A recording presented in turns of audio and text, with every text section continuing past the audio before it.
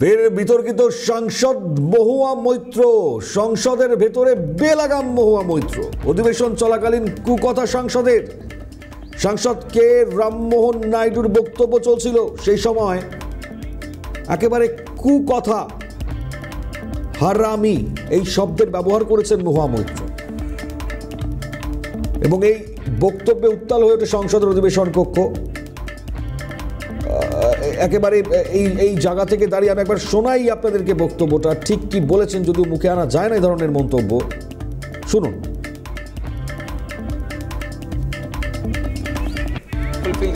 And if you consider this after 10 years also, and if you consider this after 10 years also, and if you consider this after 10 years also,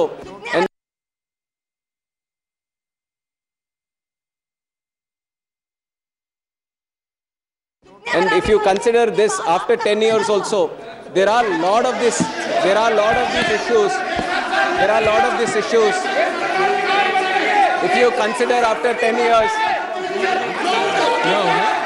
मैं बोलने दो ना मुझे, मैं बोल रहा हूँ. Any type of harsh word. Nodal person who has to fulfill these. And if you consider this after 10 years also, and if you consider this after 10 years also, and if you consider this after 10 years also, and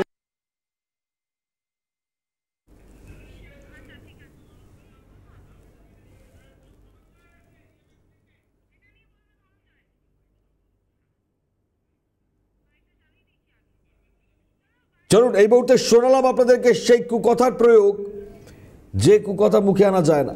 আমাদের সঙ্গে আমাদের বিশেষ সংবাদদাতা ধনঞ্জয় মণ্ডল রয়েছেন এই মুহূর্তে সরাসরি। ধনঞ্জয়, এক ভয়ঙ্কর মন্তব্য ফের পাচ্ছি, কারণ এমনিতেই বিতর্কিত চরিত্র এই সাংসদ মহুয়া মৈত্র একাধিকবার বিতর্কে জড়িয়েছেন বিভিন্ন ধরনের মন্তব্য করে, ফের এবার সংসদে কি মনে করা হচ্ছে?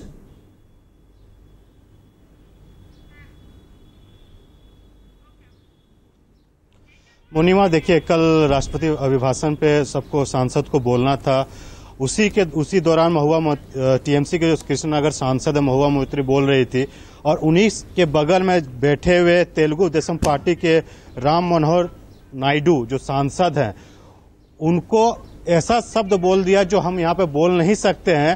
सभी संसदीय वहां पे जितने भी सांसद थे सभी ने सेम बोलना शुरू कर दिया। बीजेपी के जो संसदीय मंत्री हैं प्रहलाद जोशी ने कड़ी आपत्ति जताई, उनको माफी मांगने के लिए कहा, लेकिन वो माफी नहीं मांगी। यानी आप समझ सकते हैं टीएमसी के जो संस्कृति है, टीएमसी के सांसदों का जो बड़बोलापन है, संसद के भवन के अंदर भी बोला, क्योंकि वहां देखिए संसद भवन में कई देशों के लोग देखने के लिए भी आए थे।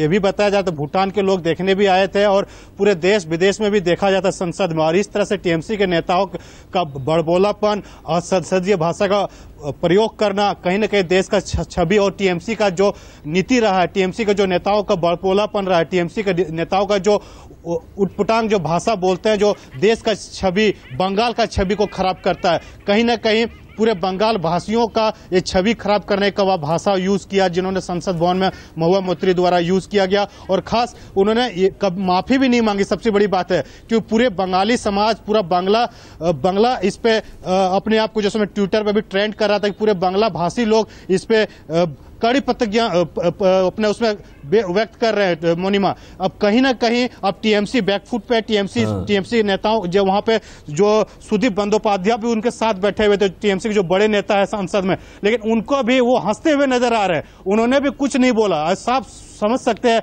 कि बीजेपी के नेता जो प्रहलाद जोशी, उनके द्वारा कहा गया था कि आप कुछ बोलिए, लेकिन उन्होंने कुछ कड़ी व्यक्त भी नहीं किया। तो आप समझ सकते हैं टीएमसी का कहीं न कहीं इसमें कुछ नहीं व्यक्त करना महुआ मोइत्री के बातों को सहमति जताना वाली बात है। लेकिन कहीं ना कहीं अब ममता बनर्जी, टीएमसी पार्टी जिस तरह से भाषा का प्रयोग करती है जनताओं के लिए, माननीय सदस्य के लिए अब उपयोग करने लगा है। अब टीएमसी जो बंगाल में तो नेता अपना ग्रामीण जनताओं के लिए कुछ से कुछ बोलते जाते हैं, वो हमें हमेशा दिखाते रहते हैं चैनल के माध्यम से, सीएन के माध्यम से दिखाते रहते हैं, लेकिन संसद के अंदर में इस तरह से भाषा का प्रयोग करना कहीं ना कहीं टीएमसी को बैकफुट पे करता है। टीएमसी की संस्कृति, टीएमसी के नेताओं की छवि को दिखाता है कि हम इस तरह से भाषा का प्रयोग संसद के भवन जो लोकसभा में बोल रहे थे महुआ मोइत्री, उसके भाषा का कड़ी प्रतिज्ञा जो कड़ी आलोचना करना चाहिए था, लेकिन नहीं किया। वहां पे जो संसद में उपाध्यक्ष जो बैठे हुए थे उनके द्वारा बार बार रोकने के लिए कहा गया, लेकिन वो रुकी नहीं। उनका महुआ मोइत्री का एक उसमें बयान भी आया, उनका कहना था कि हमको रोका जा रहा था, बोलने नहीं दिया जा रहा था। अगर आपको बोलने नहीं दिया जा रहा है, संसद भवन में दो पार्टी होता है, पक्ष विपक्ष, विपक्ष हंगामा करती है, पक्ष अगर बोलता है विपक्ष हंगामा करती है, पक्ष बोलता है तो विपक्ष हंगामा करती है, तो ये आपस में तालमेल ऐसे ही होता है। लेकिन आप इस तरह से भाषा का प्रयोग करेंगे और उस पर माफी भी नहीं मांगेंगे, कहीं ना कहीं महुआ मोइत्री के नेतृत्व पे सवाल उठाता है और उनके भाषा पे सवाल उठाता है। मोनिमा এক্স্যাক্টলি, এবার ব্যবস্থা কি হচ্ছে সেটাই কিন্তু দেখবার। ধন্যবাদ জানাবো ধনঞ্জয়। আপাতত আমাদের বিশেষ সংবাদদাতা ধনঞ্জয় মণ্ডল ছিলেন সরাসরি। আমি আরো একবার শোনাই আপনাদেরকে, যদিও সংসদ বিষয়ক মন্ত্রী প্রহ্লাদ যোশী তিনি স্পষ্টই জানিয়েছেন মহুয়া মৈত্রের ক্ষমা চাওয়া উচিত। আমি আরো একবার শোনাই সেই বিতর্কিত মন্তব্য বেলাগাম মহুয়া মৈত্র, শুনুন। Nodal person who has to fulfill these, and if you consider this after 10 years also, and if you consider this after 10 years also, and if you consider this after 10 years also,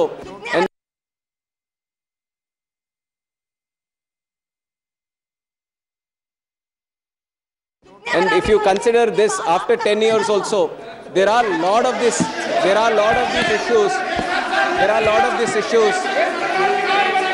If you consider after 10 years, मैं बोलने दो ना मुझे, मैं बोल रहा हूँ। Any type of harsh word, any type of harsh word, आप कुछ सुनने के लिए तैयार नहीं है, आप कुछ सुनने के लिए तैयार नहीं है। मैं थोड़ा बहुत कुछ बताऊं, मैं कुछ बताऊं आपको।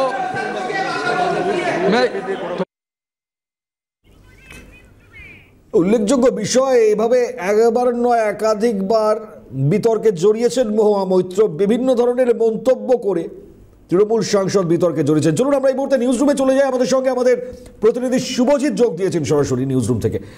শুভজিৎ, মানে অত্যন্ত দুঃখের, প্রথমত সংসদের ভেতরে এ ধরনের মন্তব্য একটা গরিমা নষ্ট হওয়ার জায়গা, এবং যে শব্দটা তিনি উচ্চারণ করেছেন আমরা মুখে আনতে পারবো না, অত্যন্ত ভয়ঙ্কর।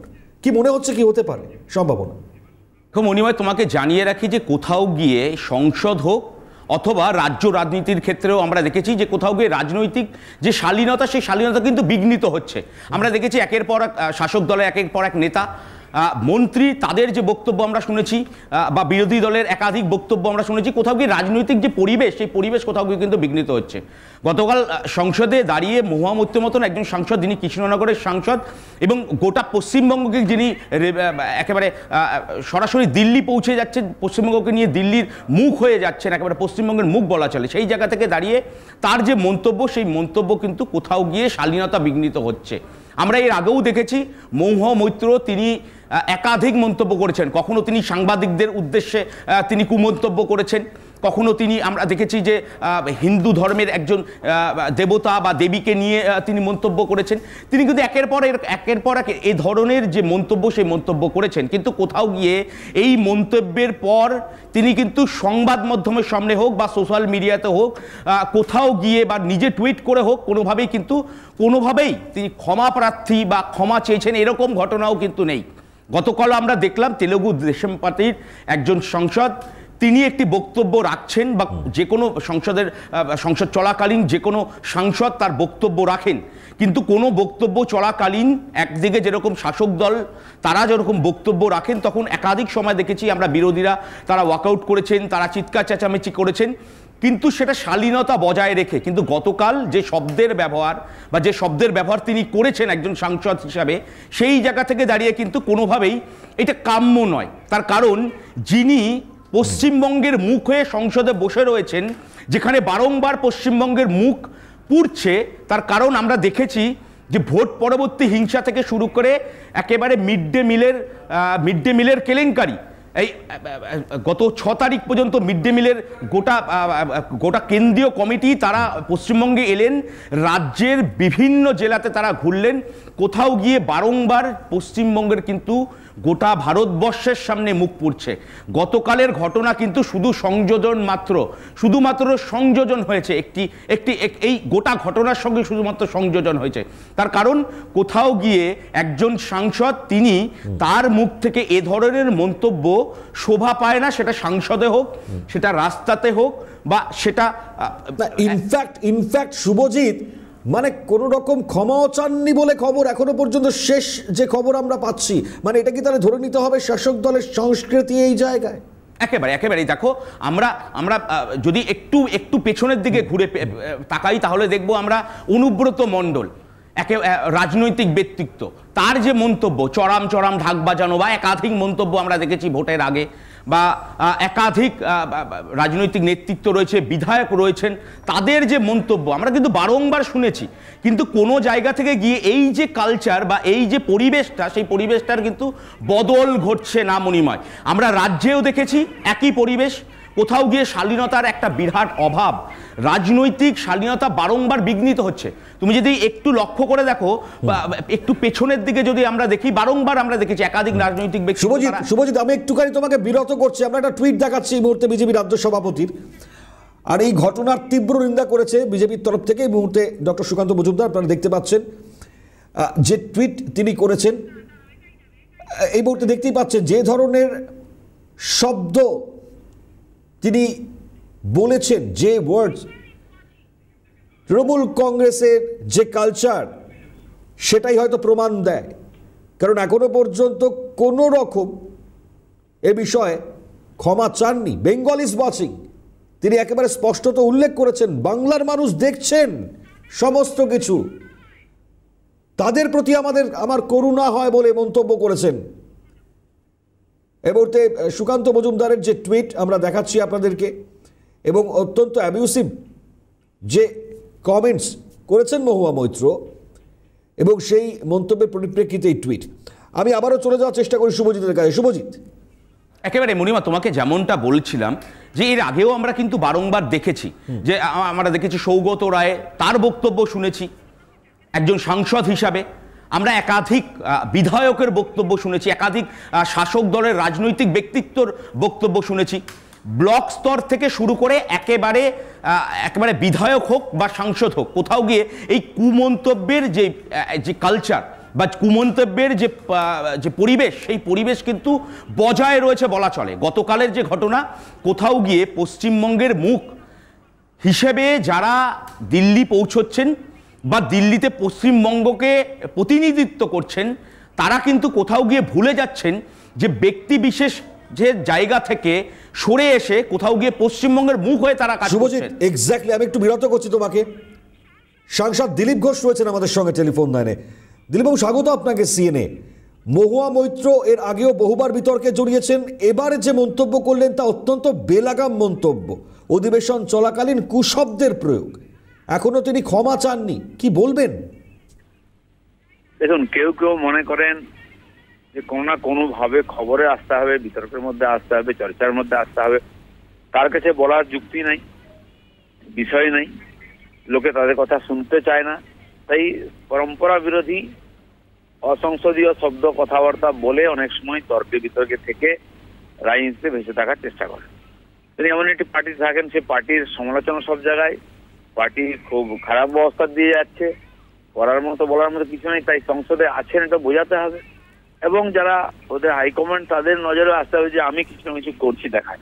অনেক সময় ব্রেক ফেল হন, অনেক কিছু এমন কথাবার্তা বলেন যেগুলো আমাদের সংসদীয় গণতন্ত্রের বেমানান। আমার মনে হয় এই শর্টকাট সিস্টেম নিয়ে হয়তো উনি কাজ করতে চাইছেন বলে বারবার এই ধরনের ঘটনা ঘটছে। এক্স্যাক্টলি, মানে একজন শিক্ষিত মানুষ, তিনি সংসদে পশ্চিমবঙ্গের হয়ে তিনি রাজ্যের হয়ে কথা বলছেন, এবং তার সংস্কৃতি কি তাহলে ধরে নিতে হবে শাসক দলের সংস্কৃতি এই জায়গাতেই এ ধরনের মন্তব্য করবেন একজন সাংসদ? দেখুন, শিক্ষিত হলেই যে ভদ্র হবে, সভ্য হবে, মার্জিত হবে তার মানে নেই। কিছু বই কাগজ মুখস্থ করলে বা দু একটা ডিগ্রি নিয়ে নিলে মানুষ মাননীয় হয় না, সম্মাননীয় হয় না। সেটা তো এরকম বহু লোককে দেখছি ভারতবর্ষে। তো আমরা দেখলাম শিক্ষিত লোকেরা ক্ষমতায় হচ্ছেন বহু জায়গায়, তাদের নিয়ে বিতর্ক বেশি, আর তারাই সমস্ত এমন কাজ করছেন যাতে অশিক্ষিত লোকেরাও লজ্জা পেয়ে যাচ্ছে। সেই জন্য ওটা কোনো মাপকাঠি হতে পারে না। হতে পারে যে সংস্কৃতিতে উনি বড় হয়েছেন বা যাদের সঙ্গে উনি মিশছেন তাদেরই এটা সংস্কৃতি, তাদের এটা পরম্পরা, সেটাই বারে বারে বেরিয়ে আসছে। দিলীপবাবু, সাংসদ হিসেবে যদি মহুয়া মৈত্র ক্ষমা না চান, আপনারা কোনো পদক্ষেপ কি করবেন আগামী সময়? দেখুন, সংসদে বলেছেন, সংসদের রীতিনীতি আছে, ব্যবস্থা আছে, স্পিকার আছেন, তারা বলবেন বা অভিযোগ করার ব্যবস্থা আছে। এর আগে উনি করেছেন, ক্ষমা চাইবেন না, কারণ তাদের যে নেত্রী তারও ব্যবহার এরকমই আছে, সেখান থেকে অনুপ্রেরণা পেয়ে এরকম করে থাকেন। তো দেখা যাক সংসদ কি ব্যবস্থা নেয়। ঠিক আছে। এবং তার জন্য ওনার নেতা সুদীপ বাবুকেও বহুবার স্পিকার সতর্ক করেছেন, কারণ উনি এত অ্যাডামেন্ট, কোনো কিছু শুনতে চান না, ক্ষমাও চান না। তার জন্য সুদীপ বাবুকে ওনার জন্য বোকা খেতে হয় রীতিমতো, যে আপনার সাংসদকে বোঝান এটা চলবে না সংসদেতে, এটা মাননীয় স্পিকার বারবার বলেছেন। তারপরে যদি কারো বুদ্ধি না হয় তাহলে তো কিছু বলেন নেই। অবশ্যই দিলীপ, অনেক ধন্যবাদ জানাবো আপনাকে। বিজেপির সর্বভারতীয় সহসভাপতি তথা সাংসদ দিলীপ ঘোষ ছিলেন আমাদের সঙ্গে টেলিফোন লাইনে। সাংসদ হিসেবে তার এই বক্তব্য, উল্লেখযোগ্য বক্তব্য আমরা পেলাম। আমাদের সঙ্গে আমাদের প্রতিনিধি শুভজিৎ এতক্ষণ ছিলেন সরাসরি নিউজ রুম থেকে। শুভজিৎ জানাচ্ছিলেন গোটা বিষয়ে এবং খুব স্বাভাবিকভাবেই অত্যন্ত নিন্দাজনক, কারণ যে ধরনের মন্তব্য, যে কুকথা, যেটা হয়তো আমরা মুখেও আনতে পারি না, একজন শিক্ষিত সাংসদ সংসদে বক্তব্য চলাকালীন তার হঠাৎ লাফিয়ে উঠে মন্তব্য, এবং সেই জায়গা থেকে দাঁড়িয়ে এই বেলাগাম সংসদের ভেতরে মহুয়া মৈত্রের এই মন্তব্য অবশ্যই আগামী সময়ে ঠিক কোন পরিস্থিতি তৈরি করছে সেটা অবশ্যই দেখবার।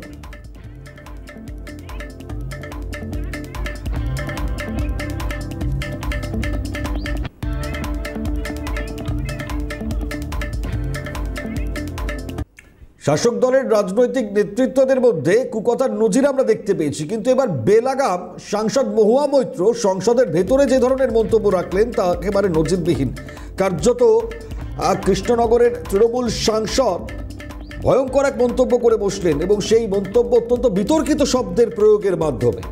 যদিও এই বক্তব্য চলাকালীন যে মন্তব্য তিনি করলেন তার পরিপ্রেক্ষিতে এখনো পর্যন্ত ক্ষমা চাননি। ফলত সেই জায়গায় আমরা কিছুক্ষণ আগেও আপনাদেরকে জানাচ্ছিলাম যে সেই জায়গায় প্রহ্লাদ যোশী তিনি স্পষ্টতই উল্লেখ করেছেন যে এই জায়গায় তৃণমূল সাংসদ যদি ক্ষমা না চান তাহলে ধরে নিতে হবে যে তাদের কালচারটা এই জায়গায়, সংস্কৃতি এটা শাসক দলের তৃণমূল কংগ্রেসের। মহুয়া মৈত্রের ক্ষমা চাওয়া উচিত, স্পষ্ট করেছিলেন সংসদ বিষয়ক মন্ত্রী প্রহ্লাদ যোশী। আমি আরো একবার শোনাই মহুয়া মৈত্রের বক্তব্য ঠিক কি উঠে আসছে, শুনুন। A person who has to fulfill these, and if you consider this after 10 years also, and if you consider this after 10 years also, and if you consider this after 10 years also,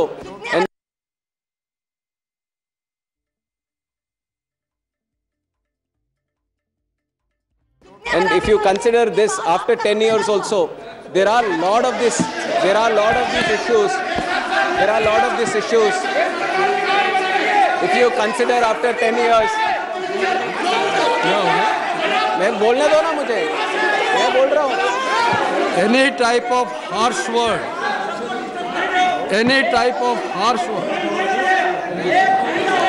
आप कुछ सुनने के लिए तैयार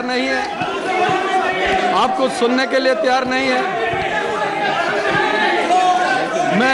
मैं थोड़ा बहुत कुछ बताऊं,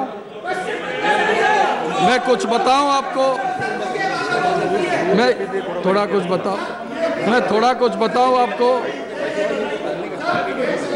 No type of harsh word need be used in the house. That too offensive word should not be used.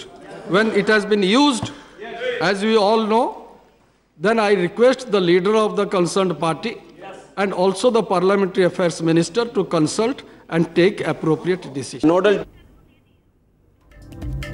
শোনালাম আপনাদেরকে। এবার বিজেপি সাংসদ এবং বিজেপির তরফ থেকে ডিমান্ড করা হয়েছে আপনাকে ক্ষমা চাইতেই হবে। যে মন্তব্য, অফেন্সিভ ওয়ার্ড যেটি ইউজ করা হয়েছে সেটির জন্য ক্ষমা চাইতে হবে মহুয়া মৈত্রকে।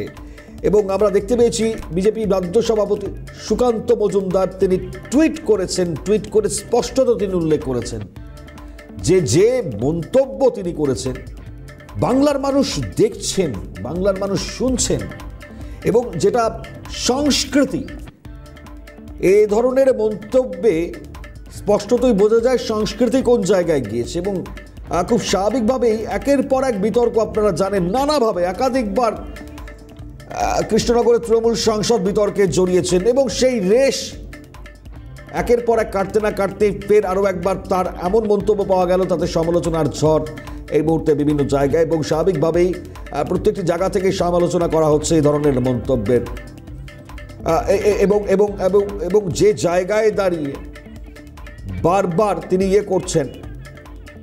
আমরা এই মুহূর্তে রাজ্যসভার সাংসদ তথা সিপিআইএম নেতা বিকাশ রঞ্জন ভট্টাচার্যকে পেয়েছি টেলিফোন লাইনে। বিকাশবাবু, স্বাগত আপনাকে সিএনএ। মহুয়া মৈত্র একজন শিক্ষিত সাংসদ, তার যে মন্তব্য আমরা শুনলাম সংসদে, কি বলবেন? মহুয়া মৈত্র তো খুব ফোর্সফুল স্পিকার, তিনি তো সংসদে বিভিন্ন বিষয় নিয়ে ভালো কথাই বলেন, আলোচনা করেন। এখন কোন শব্দ চয়ন যদি ভুল হয়ে থাকে তাহলে সেটা তো সংসদে লিপিবদ্ধ হবে না, তার থেকে বাদ যাবে। নিশ্চয়ই সাংসদ তিনিও ভবিষ্যতে এই ধরনের যাতে মন্তব্য না করেন খানিকটা সাবধানী হবেন। সংসদের ভেতরে বা বাইরে সর্বত্রই যারা রাজনৈতিক নেতা আছেন তাদের শব্দচয়নটা অনেক বেশি সংযত হওয়া দরকার, কারণ তাদের কাছ থেকে তো মানুষ শেখেন। আমার ধারণা মহুয়া মৈত্র হয়তো এটা ভুল করেই বলে ফেলেছেন, নিশ্চয়ই তিনি ভবিষ্যতে সংশোধন করে নেবেন। ভুল করে বললেন কিন্তু ক্ষমা চাইলেন না, মানে এটা কি বুঝে নিতে হবে তাহলে তাদের বা শাসক দলের সংস্কৃতি সেই জায়গায় পৌঁছিয়ে গিয়েছে? না না, আপনারা তো পার্লামেন্টে থাকেন না, যেভাবে পরিস্থিতি তৈরি হয় তাতে হয়তো অনেকেই ধৈর্যচ্যুতি হয়ে যায়, সেটা না হওয়াই বাঞ্ছনীয়। তিনি ক্ষমা চেয়েছেন কি না চেয়েছেন সেটা তো এখন বোঝা যাবে না, হয়তো ব্যক্তিগত স্তরে তিনি বলতেও পারেন। কান হয়ে ওকালতি করার কোনো অবকাশ নেই, কিন্তু এটাও ঠিক যে সংসদে, ভারতবর্ষের সংসদে সুস্থ আলোচনার পরিবেশও নেই। বেশ, বিকাশবাবু অনেক ধন্যবাদ আপনাকে। রাজ্যসভার সাংসদ তথা বাম নেতা বিকাশ রঞ্জন ভট্টাচার্য ছিলেন আমাদের সঙ্গে টেলিফোন লাইনে এবং এই গোটা পরিস্থিতি অবশ্যই যেটা সমালোচনা করছেন প্রত্যেকেই, অবশ্যই দেখবার বিষয় আগামী সময় আর কি প্রতিক্রিয়া উঠে আসছে, আর এই খবরের দিকে আমাদের নজর থাকবে। আপাতত অন্যান্য আরও খবর নিয়ে আমরা ফিরে আসবো একটা ছোট্ট বিরতির পর। সঙ্গে থাকবেন, কোথাও যাবেন।